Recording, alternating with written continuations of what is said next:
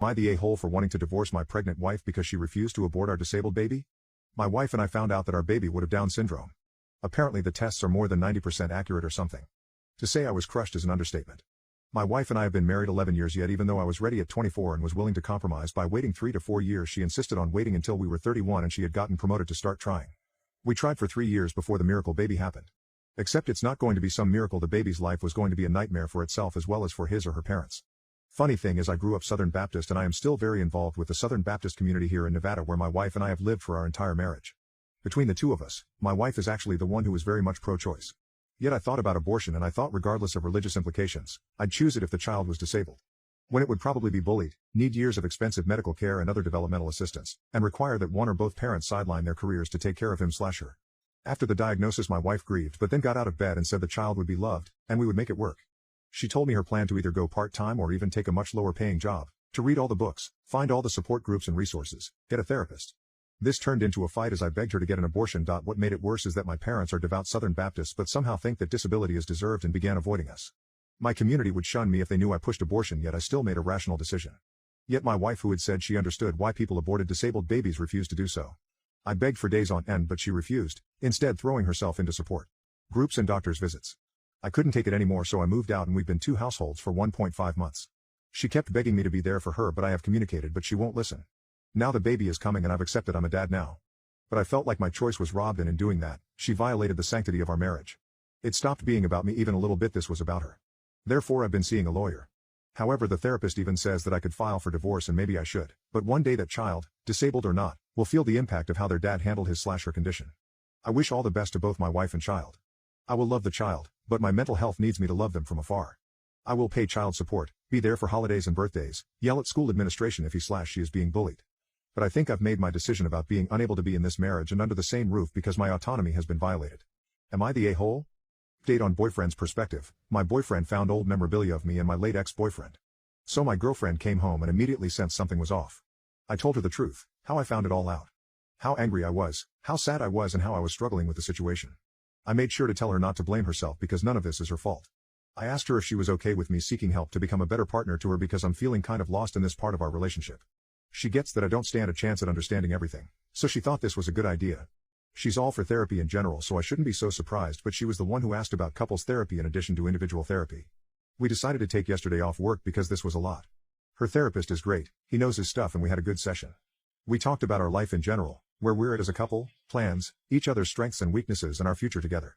At one point she asked me what my biggest fear is in regards to our relationship. I told her if she ever tells me she doesn't love me anymore. The therapist asked how often I think about this. The thought had only crossed my mind not even a handful of times during our whole relationship. I asked her what her biggest fear is. She answered losing you, and I was like, "Hon, I love you so much the thought of leaving you never entered my mind, ever," she said, and this really broke my heart. But what if it's not by choice? I had to take a few seconds to process what she just said. Then I asked, "Are you afraid I'm going to die?" She nodded and I realized how stupid my question was. Of course the thought entered her mind, just think of her history. I asked how often she thinks about this. Every day. Every day my girl fears I'm going to die. I mean, I get it, it's not that. It's just. Here I am, oblivious as can be, thinking life is great, I'm so happy in our relationship, and in my mind I'll still kiss her good morning and good night every day when we're 100 years old. She has mentioned a few times how she has felt alone most of her life. A crippling feeling that doesn't just go away because some guy tells you he loves you. I thought she still struggled with feeling alone sometimes, and I have been fighting that feeling off her, but today she had to tell me she doesn't feel alone anymore for me to realize the feeling I have been sensing is not loneliness, it's a fear of losing me. Every day. We talked about what she could do with her box of old pictures. I assured her I am more than okay with having the memory of them in our home and explained to her that I am really glad they made her happy and feel loved, and I have nothing but respect for these men, even though I still find her being 12 having intimacy with a 16-year-old weird. I left that part out. They are a part of her as a person, and I love her. All of her. As long as she doesn't want their portraits in our bedroom so I would feel like they were watching us have intimacy, that would be weird, I'm okay with anything. And it's not that I mind the box, and I didn't know if the box itself has sentimental value, but I wouldn't mind bringing her shopping for a couple of photo albums for the pictures. We did that after our therapy session, and while she took her time browsing in the store, looking comfortable, relaxed and safe, I caught myself getting a little teary-eyed while watching her. During our session we talked about the necklace, and she told me she took it to a jeweler the same day her ex broke it. She was told it was broken beyond repair, so she didn't think it was possible to get it fixed. I asked if she would be okay with trying again or asking somewhere else. Maybe the tools are better nowadays or something, I don't know. She agreed to this. We went to the jeweler after shopping for photo albums, but when we got there it became too much for her. She couldn't handle another no and asked if I could go in while she waited in the car. Good call, because I got the same answer as she did. The lady was really nice about it and I asked if she knew anywhere on earth I could take this necklace and have a small chance. She recommended a place about 40 minutes away that might have some connections. It was 30 minutes before closing time, so I didn't make it yesterday. I asked my girlfriend out to dinner spontaneously, and while we were looking at the menu I had a great idea, if I say so myself. We ordered dinner and I told the waitress no desserts. I excused myself to go to the bathroom and went outside, called her grandmother and told her granddaughter had a rough day and asked if she could help me comfort her a little by making her favorite pancakes. My girlfriend's grandparents' pancakes are very sentimental to her. Her grandmother jumped on the bandwagon and I told her when we would be home. When we drove home my girlfriend asked if I wanted ice cream. Girl, I'm trying to surprise you. I told her no, my stomach felt a little off. When we got home even the front yard smelled like pancakes and she sent me a deadly look. You don't feel off. I had to admit I didn't and we both laughed. She had a genuine smile on her face for the rest of the night. Before her grandmother went to bed, she laid her hand on my shoulder and whispered, "Thank you." I put my hand on her hand and whispered back, "Thank you." I don't know how to explain it, but it felt powerful, like in a movie. Like we accomplished something beautiful together for my girlfriend. I really appreciate this old gal. She has been nothing but nice and loving to me since day one. This morning before work we went to this jeweler 40 minutes away. I went in first for the same reason as yesterday. They called this guy on video and I explained the situation and sent him pictures of the broken necklace and a picture I took of one of her old pictures where you can see the necklace clearly so he knows what it's supposed to look like. He was optimistic about the possibility but told me it will likely take a few hours of work, hinting that it will be a bit pricey. I really don't care about that and asked him not to mention anything about money to my girlfriend. I'll take care of that part. I asked my girlfriend to come in and these people were really sweet and explained the process again to her. She was a little overwhelmed, so I thanked them and told them I would call them when she had decided what she wanted. We went to work and during lunch she came over and told me she wanted to do it, so I called them. We'll hear back from them within 2 to 3 weeks. I'm really looking forward to it and I hope she will be comfortable enough to wear the necklace whenever and as much as she wants. Edit, we just got the necklace back. My girlfriend cried of joy and we held each other for what felt like years. My wife has been missing for 15 years, until she called my phone out of the blue. 15 years ago, my wife Sarah left home to run an errand, and was never seen again. They hadn't even recovered her body. 15 years later and they still didn't have a shred of evidence. Somehow, not a single person had seen her. It was like she had just vanished without a trace. I think about Sarah a lot. I could never quite bring myself to take down the photos of her from around the house. 2 days ago, I found myself staring at our wedding photo. I was looking at it so intently that I almost didn't notice the phone ringing. When I looked at the caller ID, it was an unknown number. I picked it up anyway. The call took a moment to connect, but when it did, I heard a strange rustling sound on the other end of the line.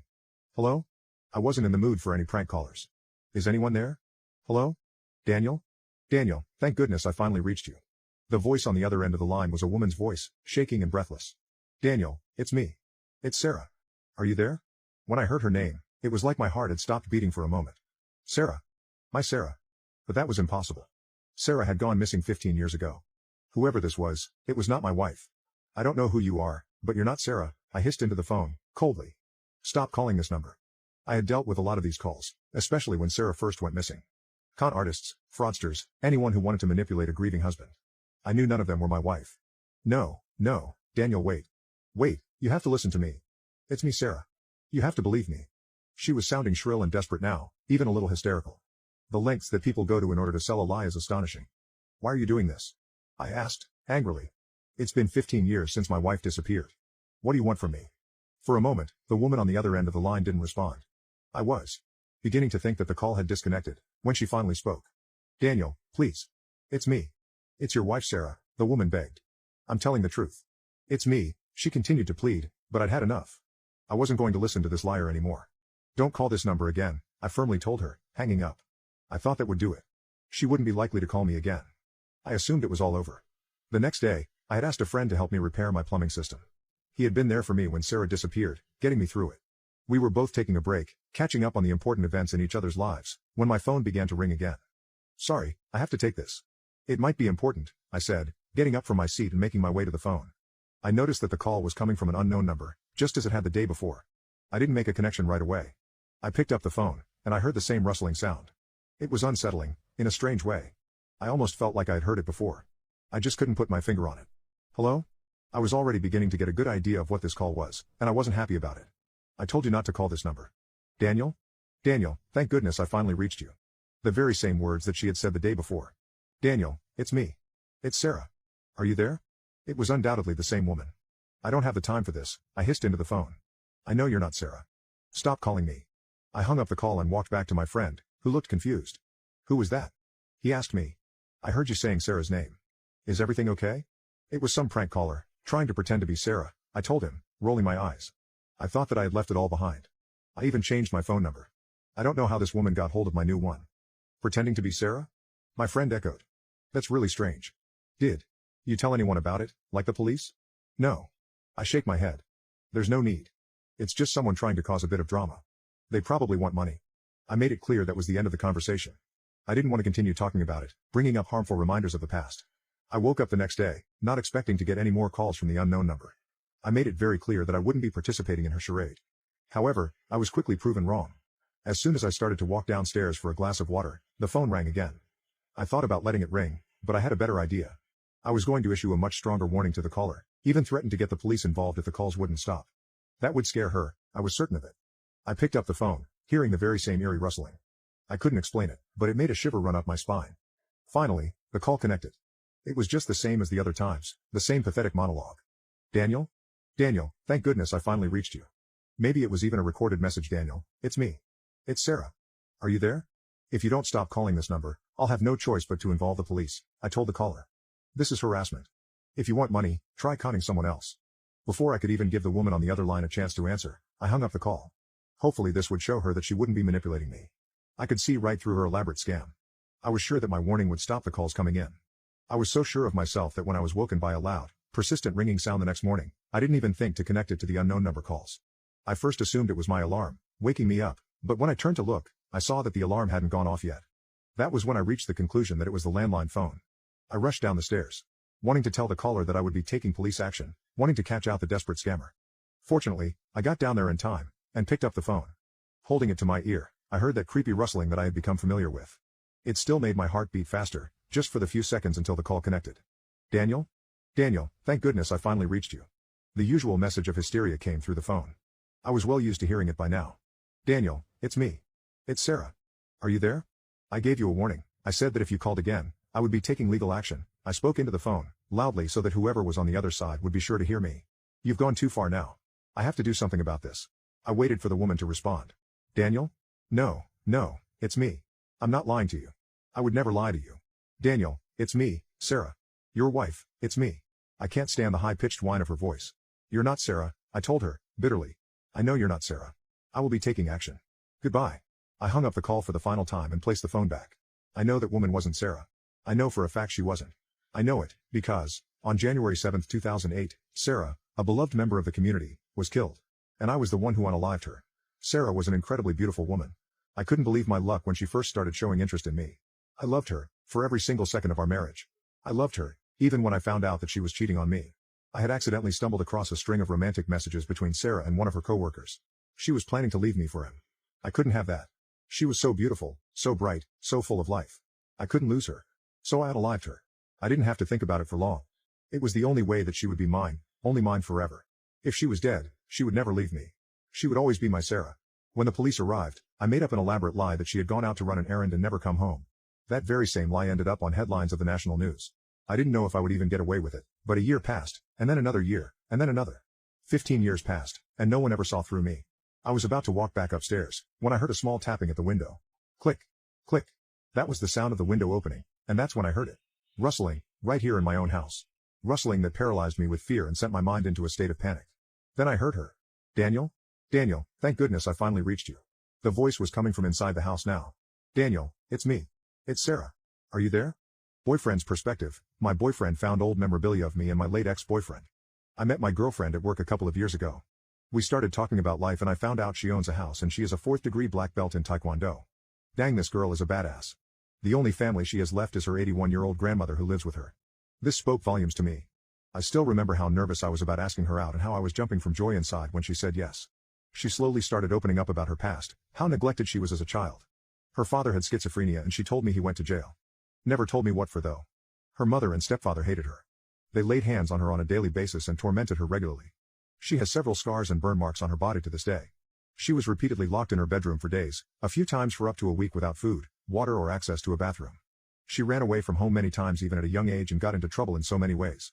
She started taking the bus on her own when she was 5 to her grandparents' house. It's a 5-hour drive. One time when she was 6 a bus driver wouldn't let her on the bus without her parents' consent, so she just wandered the streets until she fell asleep in a park. They never reported her missing and no one intervened. She has always done relatively well in school. This is just because she's smart as hell, and therefore the school never worried enough about her to intervene. She lost her V card when she was 12. He was 16. That part does make me sick. I haven't gotten the whole story, but she was eventually forced to watch while her father took his life with a firearm. He died instantly. She was in a car accident a few years later that unalived her second boyfriend and almost unalived her. She had a lengthy recovery at a rehabilitation center out of town. Her mother didn't even visit her at the hospital or at the rehabilitation center. Because she was only 17, her grandfather had to take her back to her mother after. She wanted to stay with her grandparents, but her mother didn't allow it. I don't understand why about 2 months ago I moved into her house. Last week we were doing stuff around the house, settling in, but out of nowhere I came into the living room and found her sitting on the floor crying, and I immediately saw the emotional pain she was in. I had no idea what was going on or what to do, so I just let her cry it out while I held her. Eventually I looked around and there was a small open box with a lot of pictures in it. It looked old, so I realized she was crying about old trauma. I later, with her consent, looked through the stack of pictures, and for the first time I saw pictures of her at a young age. Adorable and hot. Baby and childhood pictures of her and her friend who was unalived. Puppy love pictures from her preteen years. She was just as beautiful back then as she is now. How could anyone hurt this tiny adorable baby and child? I don't get it. I was scrolling on Reddit after work and somehow stumbled upon her post. She explained the story behind the broken necklace and asked if it is disrespectful to me if she keeps the pictures and the necklace. In between the lines I can sense some hesitation because of an a-hole, an ex that I didn't know about, who berated her for keeping the necklace and broke it many years ago. I am going to look into having it fixed tomorrow, but I don't know how realistic this is as it is broken pretty badly. I am heartbroken after reading her story. I am so angry. I am so frustrated. Why did no one help her out of her misery? Why did nobody take care of such a fine little girl?